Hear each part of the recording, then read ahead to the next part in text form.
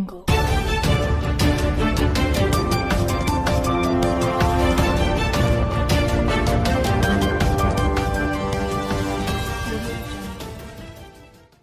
कि रोज 30 से 40 हजार लोग मारे जा रहे हैं। अब आपके स्क्रीन पर इस महाशय को देखिए, इसका नाम है तेजस्वी सूर्या। यह भारतीय जनता पार्टी का सांसद है। कल ये बेंगलुरु के एक अस्पताल में घुसा और उस कोविड रूम में काम कर रहे 206 लोगों में से इसने 17 लोगों का नाम निकाला और यह बोला कि ये मुसलमान यहां काम क्यों कर रहे हैं। इसके दखल के चलते दोस्तों उन 17 लोगों को निकाल दिया गया या निकाला जा रहा है।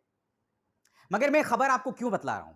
मैं खबर आपको यह बतला रहा हूं कि पहली बात, रोज आधिकारिक तौर पर 4000 और अनऑफिशियली हो सकता है 30 से 40 हजार लोग मारे जा रहे हो। और ये लोग क्या चाहते हैं कि आप लोग उसी तरह से हिंदू मुसलमान में फंसे रहे। मैं इसकी चर्चा बाद में करूंगा। तेजस्वी सूर्या क्या करता है दोस्तों? एक कोविड रूम में जाता है वहां पर भ्रष्टाचार की जांच करने, और वहां जाकर वो पूरी एक लिस्ट पढ़ना शुरू करता है कि ये देखिए तुम्हारे यहां ये मुसलमान क्यों काम कर रहे हैं। उस कोविड रूम के अंदर 200 कार्यकर्ता थे, मगर उसकी नजर उन 17 मुसलमानों पर गई। उस कोविड रूम के अंदर वो मुसलमान और हिंदू साथ मिलकर लोगों की जान बचाने का प्रयास कर रहे थे, मगर ये गया और उसने उन 17 मुसलमानों पर हमला किया। इससे फायदा क्या हुआ उसको मैं बताता हूं। इससे फायदा यह हुआ कि इनके जो 2 कौड़ी के भक्त हैं ना, जहरीले, वो खुश हो गए कि देखो मुसलमानों को इसने ठिकाने लगा दिया। मगर वहां का जो कोविड प्रचार जो तंत्र है वो किसके अंतर्गत काम कर रहा है? बीजेपी सरकार के अंतर्गत। कर्नाटक में किसकी सरकार है? बीजेपी की सरकार है। इस शख्स येदियुरप्पा की सरकार है। अगर वहां भ्रष्टाचार हो रहा है तो जिम्मेदार कौन है? वहां का एमपी बीजेपी का है, एमएलए बीजेपी का है, सरकार वहां बीजेपी की है, केंद्र में सरकार बीजेपी की है। मगर यह आदमी क्यों गया मुसलमानों को टारगेट करने? ताकि आपका ध्यान असल मुद्दों से हट जाए। ये देखिए आदमी किस तरह से जाके ये नाम गिनवा रहा था मुसलमानों का। ये वीडियो देखिए दोस्तों। ताहिर अली खान, सादिक पाशा, मोहम्मद जैद, अलसाई सईर, उमेर खान, सलमान खुरीफ, जमीर Pasha, Zabihullah Khan, Syed Hasnain, Syed Shahid. Who are these people? ऐसा ये क्यों कर रहा है? क्योंकि ये जानता है कि ना केंद्र में ना राज्य में इसकी पार्टी लोगों की मदद कर पा रही है। तो इसके पास एक बहुत आसान सा तरीका है, यहां पर भी हिंदू मुस्लिम कर दो। और जनता के दिमाग में इतना कचरा भरा हुआ है कि जनता को लगेगा अरे वाह, हमें तो निजात दिला दी, हमें बचा लिया। इस पॉलिटिकल पार्टी का वही अंदाजे बयां है, लोगों के अंदर एक काल्पनिक भय करना। दिल्ली में चुनाव जीतने के लिए तुमने पूरा जहरीला प्रचार किया, तमाम रिकॉर्ड पार करवा दिए तुमने। प्रवेश साहिब सिंह, अनुराग ठाकुर, खुद गृह मंत्री अमित शाह, इस कदर जहरीले बयान। नहीं जीते, उसका परिणाम आप देखते हैं। दिल्ली में दंगे हो गए। कई सालों में जहां दिल्ली में दंगे नहीं हुए, दंगों में 60 लोग मारे गए। बंगाल के अंदर 11 लोग राजनीतिक हिंसा में मरते हैं, और इस राजनीतिक हिंसा में सिर्फ बीजेपी के लोग नहीं मरते हैं, उनमें तृणमूल कांग्रेस से भी 4 से 5 लोग होते हैं, वामपंथी दलों के भी लोग मारे जाते हैं। और वामपंथी दल के लोग मारे जाते हैं, मगर वामपंथी दल ममता बनर्जी पर उंगली उठाते हैं, मगर वो साथ में ये भी कहते हैं कि भारतीय जनता पार्टी माहौल को उग्र कर रही है, माहौल का सांप्रदायिकरण कर रही है। और मैंने खुद कहा जिम्मेदारी ममता बनर्जी है, क्योंकि आप पश्चिम बंगाल की सबसे लोकप्रिय नेता हैं। आपकी जिम्मेदारी है वहां अमन चैन रहे।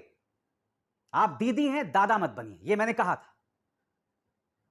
और ममता बनर्जी मुझे उम्मीद है कोशिश भी करेंगी, मगर यह भी हकीकत है कि परसों रात तक उनके हाथ में लॉ एंड ऑर्डर नहीं था। वो चुनाव आयोग के अंतर्गत था, वहां पर जो है चुनाव आचार संहिता चल रहा था। इसका मतलब मैं ममता बनर्जी को बचा नहीं रहा हूं, मैं सिर्फ ये बता रहा हूं कि वहां पर भी ये लोग हिंदू मुस्लिम कर रहे थे, झूठे वीडियोस का प्रचार प्रसार कर रहे थे ताकि माहौल और उग्र हो।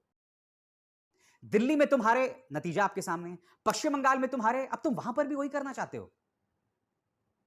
तेजस्वी सूर्या, शर्म नहीं आती इस आदमी को?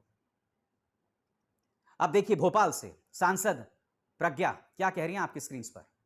मुमताज लोकतंत्र, हिंदुओं, बीजेपी के कार्यकर्ताओं की निर्मम हत्या, बलात्कार, हे कलंकिनी, बस शटे शटेयम समाचरेत, टिट फॉर टैट करना ही होगा। राष्ट्रपति शासन और एनआरसी बस यही उपाय है। संतों और वीरों की भूमि पर ताड़का का शासन हो गया है, अब तो राम ही बनना होगा। जय श्री राम। पहली बात, खुद भारतीय जनता पार्टी की एक्टिविस्ट अपर्णा रॉय सामने आई थी कि मेरा बलात्कार नहीं हुआ है। तो बलात्कार की सारी आपकी खबरें झूठी हैं। दूसरी बात, प्रज्ञा ये बताइए आप मुझे, मैं आपको साध्वी प्रज्ञा नहीं कहूंगा, मैं साध्वी शब्द का अपमान नहीं करना चाहता हूं।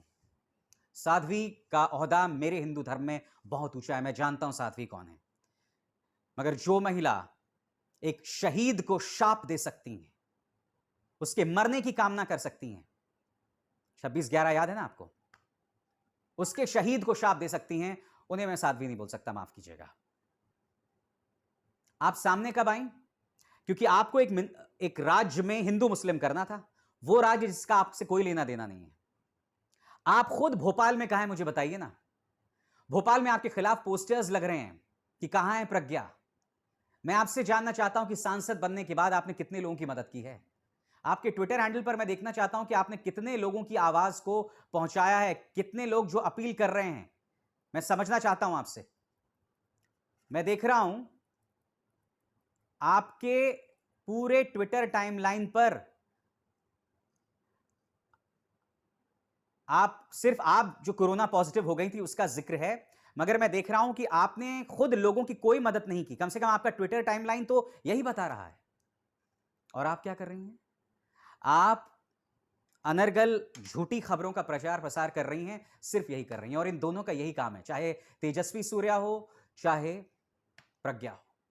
ये लोग पूरी तरह से मुद्दे को भटकाने का प्रयास कर रहे हैं दोस्तों, और यही इस सरकार का अंदाजे बयां। दो और खबरें बताता हूं मैं आपको, एक एक करके आपकी स्क्रीन पर आएंगी। सबसे पहले योगी आदित्यनाथ।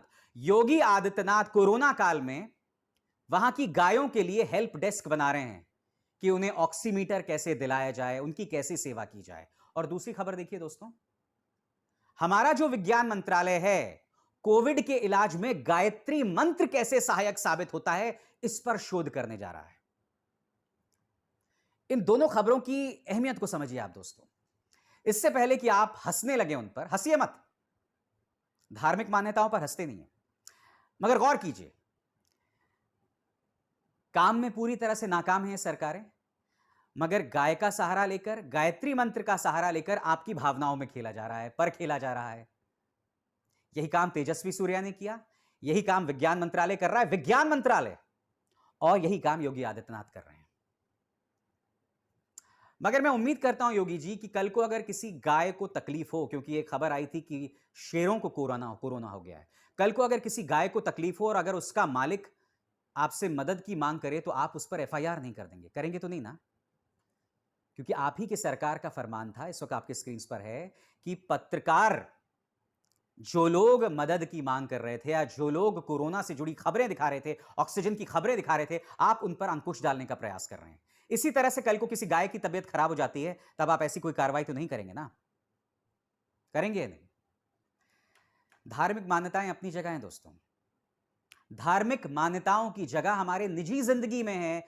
हमारा ईश्वर से साक्षात्कार निजी है, एट अ पर्सनल लेवल है।